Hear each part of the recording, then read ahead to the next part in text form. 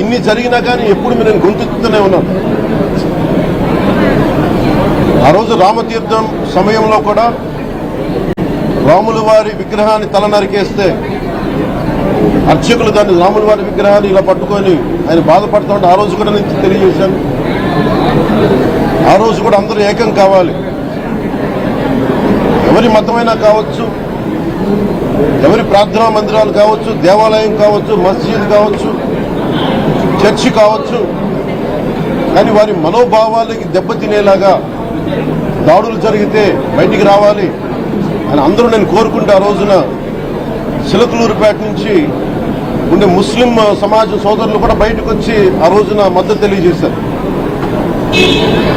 ఇది ఏ ధర్మానికి సంబంధించిన అందరూ రావాలని ఒక పిలుపునిస్తే ఆ రోజు కూడా వచ్చారు.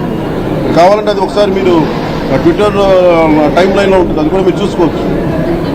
కానీ ఈ రోజున మేము ముందు నుంచి తెలియజేస్తానే ఉన్నాం.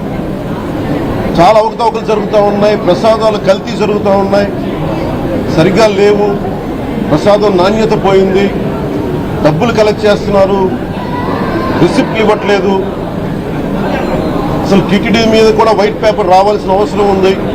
ఇవన్నీ కూడా మేము చాలాసార్లు అనుకుంటా ఉన్నాం.